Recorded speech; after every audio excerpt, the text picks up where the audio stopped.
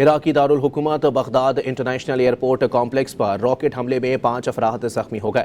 Be B C عربی کے مطابق بغداد انٹرنیشنل ایئرپورٹ کمپلیکس پر راکٹ حملے میں 5 افراد زخمی ہو گئے۔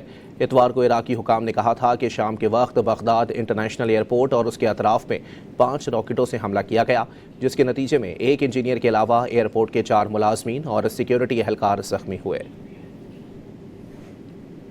عراقی دارالحکومت بغداد انٹرنیشنل ایئرپورٹ کمپلیکس پر راکٹ حملے میں 5 افراد زخمی ہو گئے۔ بی بی سی عربی کے مطابق بغداد انٹرنیشنل ایئرپورٹ کمپلیکس پر راکٹ حملے میں 5 افراد زخمی ہو گئے۔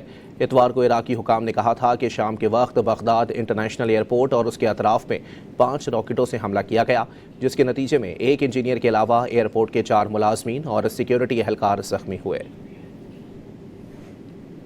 عراقی دارالحکومت بغداد انٹرنیشنل ایئرپورٹ کمپلیکس پر راکٹ حملے میں 5 افراد زخمی ہو گئے۔ بی بی سی عربی کے مطابق بغداد انٹرنیشنل ایئرپورٹ کمپلیکس پر راکٹ حملے میں 5 افراد زخمی ہو گئے۔ اتوار کو عراقی حکام نے کہا تھا کہ شام کے وقت بغداد انٹرنیشنل ایئرپورٹ اور اس کے اطراف میں 5 راکٹوں سے حملہ کیا گیا، جس کے نتیجے میں ایک انجینئر کے علاوہ ایئرپورٹ کے 4 ملازمین اور سیکیورٹی اہلکار زخمی ہوئے۔